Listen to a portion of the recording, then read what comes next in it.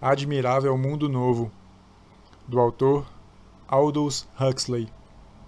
Capítulo 6.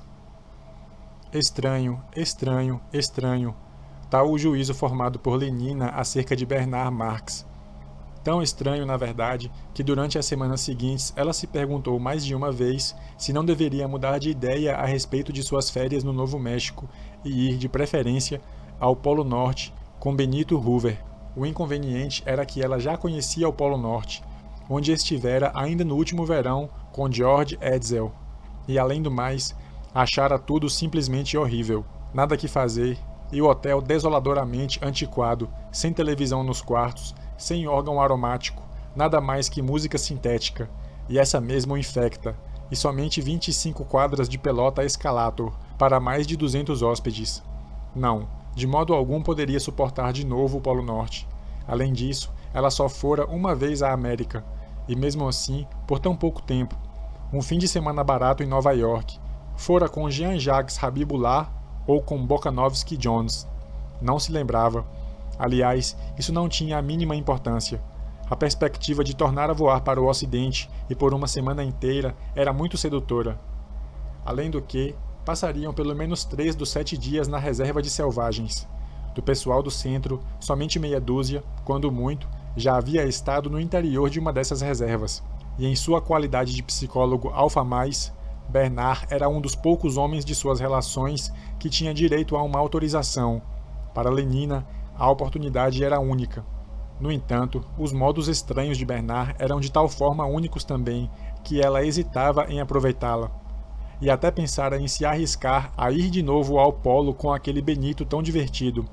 Benito pelo menos era normal, ao passo que Bernard é o álcool no pseudo-sangue, tal a explicação que dava Fanny a cada uma de suas excentricidades. Mas Henry, com quem, uma noite em que estavam deitados juntos, Lenina havia, não sem um pouco de ansiedade, discutido o caráter de seu novo amante. Henry comparara o pobre Bernard com um rinoceronte. Não se pode ensinar habilidades a um rinoceronte, explicou ele no seu estilo conciso e vigoroso. Há homens que são quase rinocerontes, não reagem de maneira adequada ao condicionamento. Pobres coitados, Bernard é um desses. Felizmente para ele, é bastante competente em seu trabalho. Se não fosse isso, o diretor de certo não o teria conservado. Contudo, acrescentou consoladoramente, acho que é bastante inofensivo. Bastante inofensivo, talvez, mas também bastante inquietante. Para começar, aquela mania de fazer as coisas na intimidade, o que equivalia na prática a não fazer absolutamente nada. Afinal, o que se poderia fazer na intimidade? Salvo, é claro, ir para a cama, mas isso não se podia fazer constantemente. Sim, o quê? Muito pouca coisa. Na primeira tarde em que saíram juntos, o tempo estava maravilhoso. Lenina tinha proposto irem nadar no Torquay Country Club e depois jantarem no Oxford Union. Mas Bernard achou que haveria gente demais. E se fossem jogar uma partida de golfe eletromagnético em St. Andrews? Ele recusou outra vez. Considerava o golfe eletromagnético um desperdício de tempo. Mas então, para que serve o tempo? Perguntou Lenina, não sem espanto. Aparentemente, para fazer passeios na região dos lagos, pois era isso o que ele propunha. Aterrissar no cume do Skiddaw e caminhar durante 1 ou 2 horas por entre as urzes. Sozinho com você, Lenina. Mas, Bernard, nós ficaremos sós toda a noite. Bernard ruborizou-se e desviou o olhar. Eu queria dizer, sós para conversar, murmurou.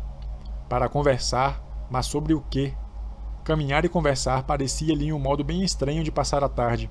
Afinal, ela o convenceu, bem contra a sua vontade, a voar com ela até Amsterdã para assistirem às quartas de final do campeonato feminino de luta livre de pesos pesados. No meio da multidão, resmungou ele, como sempre. Manteve-se obstinadamente taciturno a tarde inteira.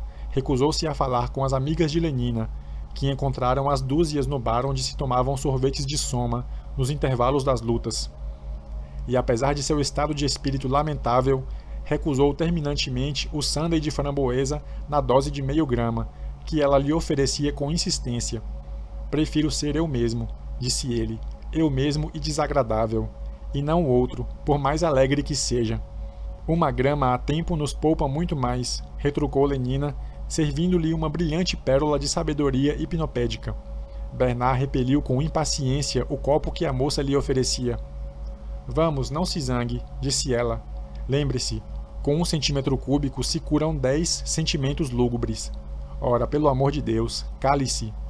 Gritou ele. Lenina encolheu os ombros.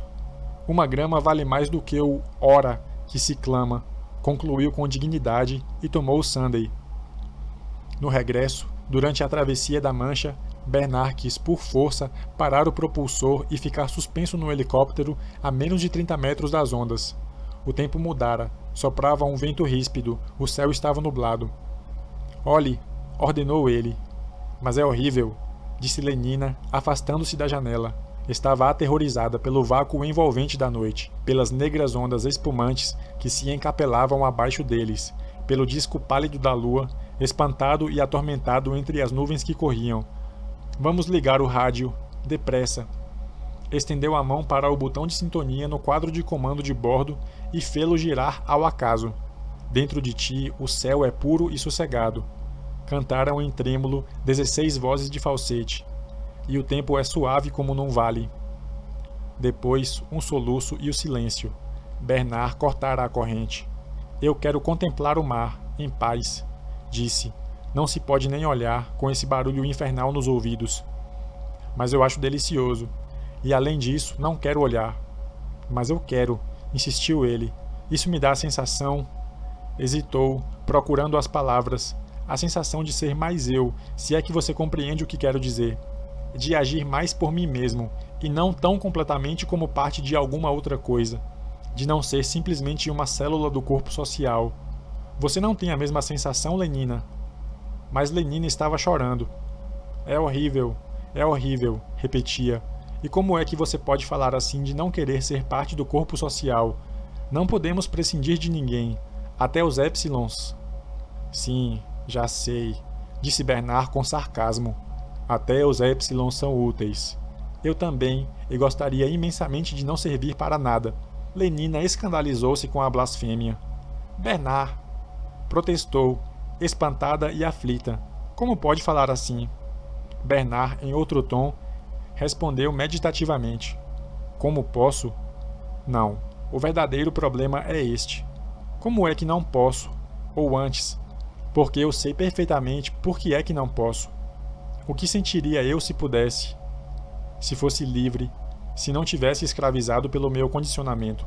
Mas Bernard, você diz as coisas mais espantosas. Você não tem o desejo de ser livre, Lenina. Não sei o que é que você quer dizer. Eu sou livre. Livre de me divertir da melhor maneira possível. Todos são felizes agora. Ele riu. Sim, todos são felizes agora. Nós começamos a dar isso às crianças a partir dos 5 anos. Mas você não sente o desejo de ter liberdade para ser feliz de algum outro modo, Lenina? De um modo pessoal, por exemplo, não como os outros. Não sei o que você quer dizer, repetiu Lenina. Depois, voltando-se para ele, suplicou. Oh, Bernard, vamos voltar. Como eu detesto estar aqui. Não gosta de estar comigo? Claro que sim, Bernard. É este lugar horroroso. Achei que estaríamos mais juntos aqui, sem nada além do mar e da lua. Mais juntos do que na multidão, ou mesmo do que em minha casa. Você não compreende isso? Não, eu não compreendo nada, respondeu ela com decisão, disposta a conservar sua incompreensão intacta. Nada. E o que eu compreendo ainda menos que tudo, continuou em outro tom, é porque você não toma soma quando tem essas ideias horríveis. Você as esqueceria completamente. E em vez de se sentir infeliz, você ficaria alegre. Sim, tão alegre, repetiu, e apesar de todo o desassossego que transparecia em seus olhos, sorriu, com um ar que ela procurava tornar convidativo e voluptuoso. Ele olhou-a em silêncio, com a fisionomia muito séria, sem retribuir o sorriso. Olhou-a fixamente. Após alguns segundos, os olhos de Lenina desviaram-se. Ela teve um risinho nervoso, procurou dizer alguma coisa e não pôde. O silêncio prolongou-se. Quando por fim Bernard falou, fê-lo em voz fraca e cansada. Está bem então, vamos voar. E pisando forte no acelerado, fez o aparelho subir para o céu como um foguete. A 1.200 metros de altitude, pôs em movimento a hélice propulsora. Voaram em silêncio 1 ou 2 minutos. Depois, subitamente, Bernard pôs-se a rir. De um modo esquisito, pensou Lenina, mas em todo caso era uma risada. Você está melhor? Arriscou-se a perguntar. Como única resposta, ele tirou uma das mãos dos controles e, passando os braços em volta do corpo de Lenina, acariciou-lhe os seios. Graças a Ford, pensou a moça. Ele voltou à normalidade. Meia hora depois, chegavam à casa de Bernard. Ele engoliu de uma vez só 4 comprimidos de soma, ligou o rádio e a televisão e começou a despir-se. E então, perguntou Lenina, com um ar significativamente malicioso, quando se encontraram na tarde seguinte no terraço. Não acha que nos divertimos ontem? Bernard anuiu com um sinal de cabeça. Subiram ao helicóptero, uma pequena sacudida, e ei-los a caminho. Todos me dizem que sou extremamente pneumática, disse Lenina em tom pensativo, acariciando as próprias pernas. Extremamente. Mas havia uma expressão de dor nos olhos de Bernard. Como carne, pensou. Ela ergueu os olhos com certa inquietação. Mas você não me acha gorducha demais?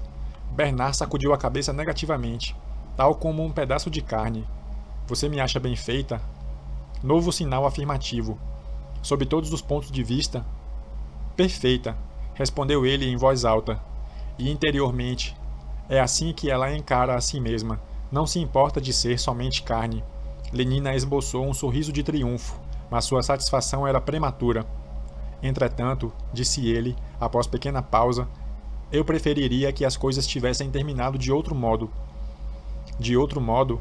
Havia então outros modos de terminar? Eu preferiria que não tivessem terminado na cama, especificou ele. Lenina espantou-se. Não em seguida, no primeiro dia.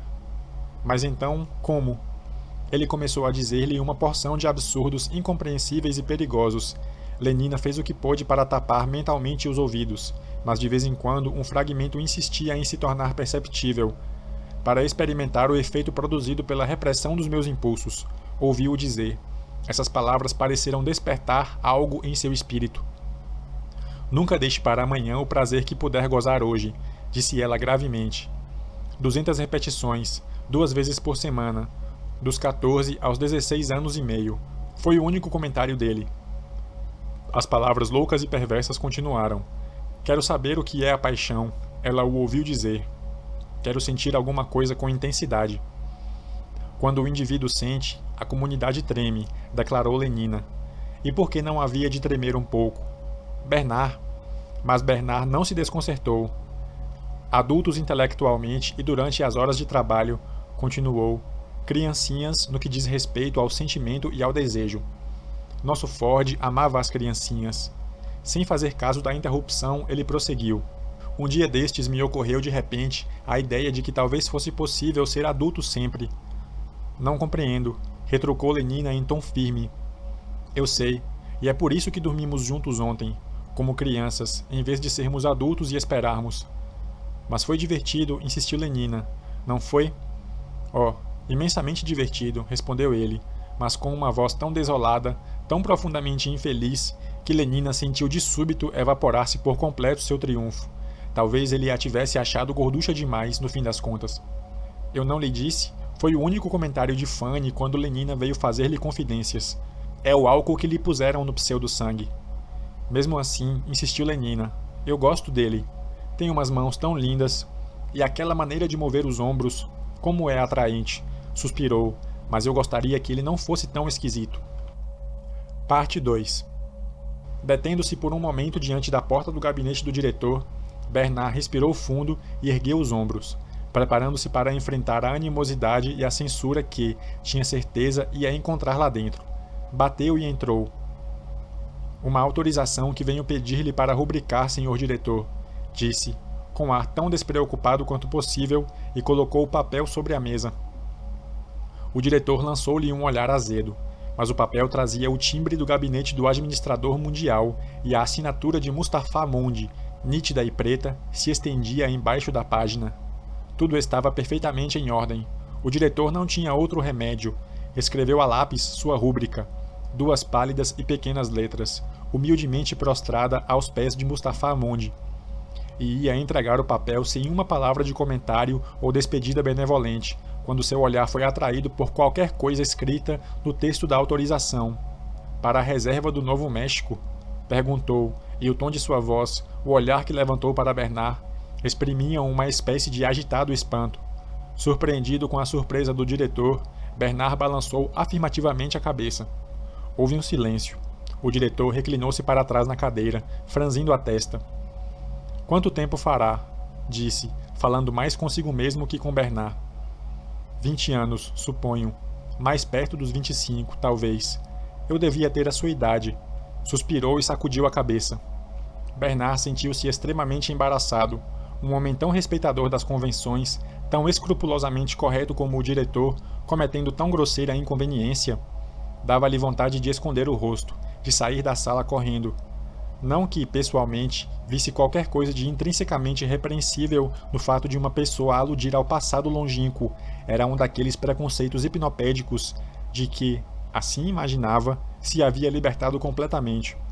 O que o constrangia era saber que o diretor condenava isso, e que, embora condenado, se traía a ponto de infringir a proibição, impelido por que força interior. Apesar do seu embaraço, Bernard escutou com uma curiosidade ávida. Tive a mesma ideia que o senhor, dizia o diretor. Eu queria ver os selvagens. Obtive uma autorização para ir ao Novo México, e lá fui durante minhas férias de verão, acompanhado da moça com quem eu andava naquela ocasião. Era um beta menos e creio, fechou os olhos, creio que tinha cabelos louros. Em todo caso, era pneumática, excepcionalmente pneumática, disso me recordo. Pois bem, nós fomos, observamos os selvagens, passeamos a cavalo e tudo mais. E então, foi quase no fim da minha licença. E então, bem, ela se perdeu. Nós havíamos escalado a cavalo uma daquelas abomináveis montanhas. Estava horrivelmente quente e o ar pesado. E depois do almoço, adormecemos. Ou pelo menos eu adormeci. Com certeza, ela foi dar um pequeno passeio sozinha. Seja como for, quando acordei, ela não estava lá. E a tormenta mais espantosa que jamais vi desabou sobre mim. Chovia a cântaros, trovejava, relampejava, os cavalos soltaram-se e fugiram. Eu caí ao tentar pegá-los. Machuquei o joelho a ponto de não poder caminhar senão com muita dificuldade. Apesar disso, procurei por toda parte, gritei, vasculhei os arredores, mas não encontrei vestígios dela. Pensei então que devia ter voltado sozinha para a hospedaria. Por isso me arrastei até o vale, percorrendo o caminho por onde tínhamos vindo. O joelho me doía atrozmente e eu tinha perdido o meu soma. Levei muitas horas, só cheguei à hospedaria depois da meia-noite. E ela não estava lá. Ela não estava lá, repetiu o diretor. Houve um silêncio. Bem, continuou por fim. No dia seguinte fizeram-se buscas, mas não conseguimos encontrá-la. Com certeza caiu em algum barranco, ou foi devorada por um leão das montanhas. Só Ford sabe. De qualquer modo, foi horrível. Isso me perturbou muito na ocasião, mais do que era devido, sem dúvida, porque, afinal de contas, foi um acidente de tal natureza que poderia ter ocorrido a qualquer um, e, por certo, o corpo social subsiste, embora as células componentes mudem. Mas esse consolo hipnopédico não parecia ter sido bastante eficaz. Sacudindo a cabeça, o diretor continuou em voz mais baixa. Às vezes, ainda sonho com isso. Sonho que sou despertado pelo estrondo do trovão e descubro que ela não está mais ali. Sonho que saio à procura sob as árvores, que procuro por toda parte. Mergulhou no silêncio das recordações. O diretor deve ter tido um choque terrível, disse Bernard, quase com inveja. Ao som de sua voz, o diretor teve consciência, num sobressalto, do lugar onde se achava. Lançou um olhar a Bernard e, desviando os olhos, ruborizou-se intensamente. Tornou a olhá-lo com súbita suspeita e, em tom irritado, disse do alto de sua dignidade: Não pense que eu mantinha relações indecorosas com aquela moça. Nada de emocional, nada que se prolongasse indefinidamente. Tudo era perfeitamente sadio e normal. Entregou a autorização a Bernard. Não sei verdadeiramente por que o aborreci com essa anedota trivial. Irritado consigo mesmo por ter deixado escapar um segredo vergonhoso, descarregou sua cólera sobre Bernard. Seu olhar era agora francamente malévolo. Desejo aproveitar esta oportunidade, Sr. Marx, para lhe dizer que não estou nem um pouco satisfeito com as informações que recebo sobre o seu comportamento fora das horas de trabalho. O senhor dirá, sem dúvida, que não tenho nada que ver com isso. Mas tenho que ver sim. Devo preocupar-me com a boa reputação do centro. É preciso que meus colaboradores estejam acima de qualquer suspeita, especialmente o das castas superiores. Os alfas são condicionados de tal forma que não são necessariamente infantis no seu comportamento emocional, mas isso é uma razão a mais para que façam um esforço especial no sentido de se adaptarem. É de seu dever serem infantis, mesmo contra as próprias inclinações. Assim, pois, Sr. Marx, advirto-o lealmente. A voz do diretor vibrava com uma indignação que se havia tornado agora virtuosa e impessoal, e que era a expressão da censura da própria sociedade. Se eu ouvir falar outra vez em alguma infração às normas de decoro infantil, pedirei sua transferência para um subcentro, de preferência na Islândia. Passe bem. E virando-se na cadeira giratória, retomou a pena e pôs-se a escrever. Isso lhe servirá de lição, disse consigo mesmo. Mas enganava-se, pois Bernard saiu do gabinete de cabeça erguida, exultando, enquanto batia a porta atrás de si, com a ideia de enfrentar sozinho a ordem das coisas, exaltado pela consciência embriagadora de sua significação e importância pessoais. A própria ideia da perseguição deixava-o impávido e, em lugar de deprimi-lo, atuava antes como um tônico. Sentia-se bastante forte para fazer face às calamidades e vencê-las, bastante forte para enfrentar até a Islândia.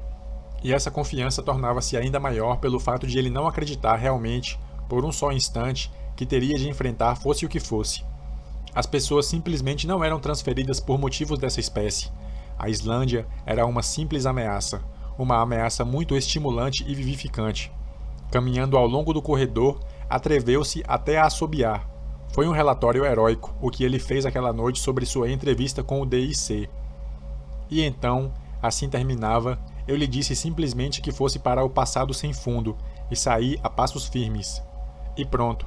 Dirigiu a Helmholtz Watson um olhar de expectação, aguardando a recompensa de simpatia, de encorajamento, de admiração que lhe era devida. Mas não ouviu uma palavra sequer. Helmholtz ficou sentado em silêncio, de olhos fixos no chão. Gostava muito de Bernard. Era-lhe reconhecido por ser ele o único homem de suas relações com quem podia conversar sobre assuntos que sentia serem importantes. Contudo, havia em Bernard coisas que ele detestava. Aquela jactância, por exemplo, e as explosões, com as quais ele alternava, de uma piedade de si mesmo que era verdadeiramente abjeta. E o seu hábito deplorável de mostrar-se ousado após o fato, e cheio, à distância, da mais extraordinária presença de espírito. Ele detestava essas coisas, justamente porque gostava de Bernard. Os segundos passaram. Helmholtz continuou com os olhos postos no chão. E de súbito, Bernard corou e desviou o olhar. Parte 3. A viagem transcorreu sem nenhum incidente. O foguete azul do Pacífico chegou a Nova Orleans com 2 minutos e meio de atraso. Perdeu 4 minutos em um tornado sobre o Texas. Mas, encontrando uma corrente aérea favorável na longitude de 95 graus oeste, pôde chegar a Santa Fé apenas 40 segundos fora do horário. 40 segundos num voo de 6 horas e meia. Nada mal, admitiu Lenina. Dormiram essa noite em Santa Fé. O hotel era ótimo. Incomparavelmente superior, por exemplo, àquele horrível Aurora Bora Palace, onde Lenina tanto sofrera no verão anterior. O ar líquido, a televisão, a massagem a vibrovácuo, o rádio, a solução de cafeína a ferver, os anticoncepcionais quentes e os perfumes de 8 diferentes qualidades estavam instalados em todos os quartos. O aparelho de música sintética estava funcionando no momento em que eles entraram no hall, e nada deixava a desejar. Um aviso afixado no elevador anunciava que havia no hotel 60 quadras de pelota escalator e que se podia jogar tanto golfe obstáculo como golfe eletromagnético no parque. Acho isto simplesmente maravilhoso, exclamou Lenina. Quase desejaria que pudéssemos ficar aqui. 60 quadras de pelota escalator. Não haverá nenhuma na reserva, advertiu Bernard, e também não haverá perfumes, nem televisão, e nem mesmo água quente. Se você acha que não pode suportar isso, fique aqui até a minha volta. Lenina ofendeu-se. Claro que posso suportar. Se eu disse que aqui era maravilhoso, foi somente porque... Ora, porque o progresso realmente é uma coisa maravilhosa, não é? 500 repetições, uma vez por semana, dos 13 aos 17 anos, disse Bernard desalentado, como se falasse consigo mesmo. Que foi que você disse? Eu disse que o progresso é uma coisa maravilhosa. É por isso que você não deve ir à reserva, a menos que tenha muita vontade. Mas eu tenho muita vontade. Está bem então, respondeu Bernard, e suas palavras eram quase uma ameaça. A autorização que traziam tinha de ser assinada pelo conservador da reserva, no gabinete do qual eles se apresentaram, como cumpria na manhã seguinte. Um porteiro negro Epsilon+, levou o cartão de Bernard e os fez entrar quase imediatamente. O conservador era um alfa- louro e braquicéfalo, baixo, vermelho, de cara de lua cheia, espáduas largas, voz forte e atroadora muito apropriada para a transmissão de saber hipnopédico. Era uma verdadeira mina de informações desconexas e de bons conselhos gratuitos.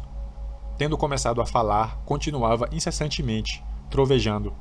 560 km², divididos em 4 sub-reservas, cada uma delas cercada de tela metálica em alta tensão. Nesse momento, e sem razão aparente, Bernard lembrou-se de súbito que deixara completamente aberta a torneira de água de colônia de seu banheiro, percorrida por uma corrente proveniente da estação hidrelétrica do Grande Canyon.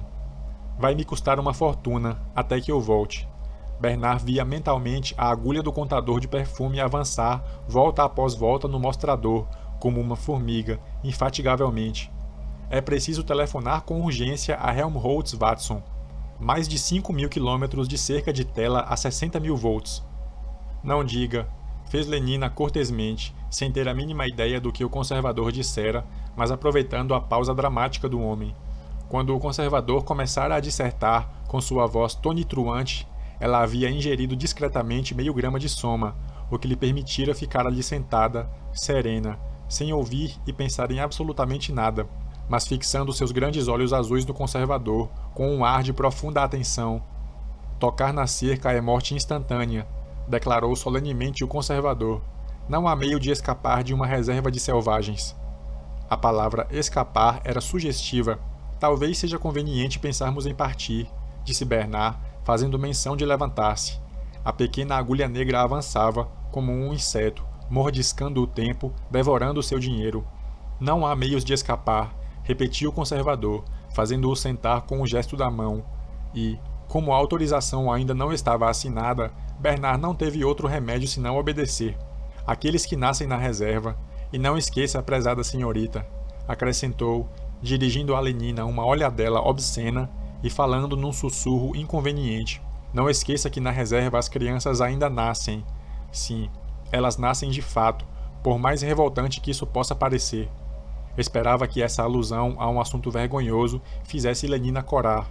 Porém, ela contentou-se em esboçar um sorriso de simulada compreensão e retrucar. Não diga. Decepcionado, o conservador prosseguiu. Aqueles, repito, que nascem na reserva, estão destinados a morrer nela. Destinados a morrer. 1 decilitro de água de colônia por minuto, 6 litros por hora. Talvez, tentou novamente Bernard. Devamos. Inclinando-se para a frente, o conservador bateu com o dedo indicador na mesa. Os senhores me perguntam quantas pessoas vivem na reserva, e eu respondo, triunfante. Eu respondo que não sei. Somente podemos fazer um cálculo aproximado. Não diga. Digo, minha cara senhorita. 6 vezes 24. Não, estaria mais perto de 6 vezes 36. Bernard estava pálido e trêmulo de impaciência, mas a exposição reboante continuava, inexorável. Cerca de 60.000 índios e mestiços, absolutamente selvagens, nossos inspetores visitam de tempos em tempos. Fora disso, nenhuma comunicação com o mundo civilizado. Ainda conservam seus hábitos e costumes repugnantes. O casamento, se sabe o que isso quer dizer, minha cara senhorita. Famílias, nenhum condicionamento, superstições monstruosas, o cristianismo, o totemismo, o culto dos antepassados, línguas extintas, como o zuni, o espanhol ou o atabasco, pumas, porcos-espinhos e outros animais ferozes, moléstias contagiosas, sacerdotes, lagartos venenosos. Não diga. Conseguiram finalmente desvencilhar-se. Bernard correu para o telefone. Depressa, depressa, mas teve de esperar 3 minutos para obter comunicação com Helmholtz Watson. Parece até que já estamos entre os selvagens, queixou-se. Maldita incompetência. Tome 1 grama de soma, sugeriu Lenina. ele recusou, preferindo sua raiva. Até que enfim, graças a Ford, obteve a ligação. E sim, era Helmholtz, a quem explicou o que havia acontecido e que prometeu ir à sua casa imediatamente. Sim, imediatamente, e fechar a torneira. Sim, imediatamente, mas que aproveitou a oportunidade para repetir o que o D&C havia dito em público na véspera à noite. O quê? Está procurando alguém para me substituir? A voz de Bernard soava angustiada. Então está mesmo decidido? Ele falou na Islândia? Você diz que sim? Ford. A Islândia. Pendurou o fone e virou-se para Lenina. Seu rosto estava pálido. Sua expressão era de completo acabrunhamento. Que é que há? Perguntou ela. O que há? Deixou-se cair pesadamente numa cadeira. Vão me mandar para a Islândia. Muitas vezes no passado, ele se perguntara o que sentiria se fosse submetido, sem soma e sem poder contar com outra coisa senão seus próprios recursos interiores, a alguma grande provação, a alguma dor. Tinha mesmo desejado ardentemente que tal acontecesse. Apenas uma semana antes, no gabinete do diretor, imaginara-se resistindo corajosamente, aceitando estoicamente, sem uma palavra, o sofrimento. As ameaças do diretor haviam-no realmente estimulado, haviam-lhe dado a sensação de ser mais do que era. Isso, porém, ele o percebia agora. Era porque não tinha levado a sério as ameaças. Não acreditara que, chegado o momento, o D&C as cumprisse. Agora que elas, segundo parecia, iam ser efetivamente postas em execução, Bernard sentia-se aterrado. Daquele estoicismo que imaginara, daquela coragem teórica, não restava nenhum vestígio. Deblaterou contra si mesmo. Que imbecil tinha sido. Contra o diretor. Como era injusto em não lhe proporcionar uma última oportunidade para emendar-se. Essa oportunidade que, agora, não tinha a menor dúvida, ele sempre tivera a intenção de aproveitar. E a Islândia? A Islândia. Lenina sacudiu a cabeça. Fui e serei. Me deixam doente, citou. 1 grama. E com o sou, fico contente. Conseguiu, por fim, convencê-lo a engolir 4 comprimidos de soma. Ao cabo de 5 minutos, as raízes e os frutos haviam desaparecido. A flor do presente desabrochava, inteiramente rósea. Um recado trazido pelo porteiro anunciou-lhes que, por ordem do conservador, um guarda da reserva estava à disposição deles, com um helicóptero, e esperava-os no terraço do hotel. Um 8º de uniforme verde-gama cumprimentou-os e passou a expor o programa da manhã. Uma vista de olhos, do alto, a 10 ou 12 dos principais pueblos, depois uma aterrissagem para o almoço no Vale de Malpaís. A hospedaria era confortável, e lá em cima, no pueblo, os selvagens estariam provavelmente celebrando sua festa de verão. Seria o melhor lugar para passarem a noite. Embarcaram no helicóptero e partiram. 10 minutos depois, cruzaram a fronteira que separava a civilização do estado selvagem. Por montes e vales, cortando os desertos de sal ou de areia, atravessando florestas, descendo as profundidades violáceas dos cânions, franqueando penhascos, picos e mesas. A cerca corria irresistivelmente em linha reta, símbolo geométrico do desígnio humano triunfante. E junto a ela, aqui e ali, um mosaico de ossamentas brancas, uma carcaça ainda não apodrecida, escura sobre o solo fulvo, marcava o lugar onde veados ou touros, pumas, porcos-espinho ou coiotes, ou senão urubus vorazes, atraídos pelas exalações da carniça e fulminados como por uma justiça poética, se haviam aproximado demais dos fios metálicos destruidores. Eles nunca aprendem, disse o piloto de uniforme verde, apontando para os esqueletos lá embaixo. E nunca aprenderão, acrescentou, e riu como se, de algum modo, se atribuísse um triunfo pessoal sobre os animais eletrocutados. Bernard pôs-se também a rir. Depois de 2 gramas de soma, a piada parecia boa, sem que ele soubesse por quê. Riu e quase em seguida adormeceu, e dormindo sobrevoou Taos e Tezuki, Nambi, Pícoris e Pojoac, Cia e Cochite, Laguna, Acoma e a Mesa Encantada, Zufii, Cibola e Ojo Caliente, acordando por fim quando o aparelho estava pousado em terra. Lenina carregava as valizes para uma pequena casa e o 8º verde-gama falava uma linguagem incompreensível com um jovem índio.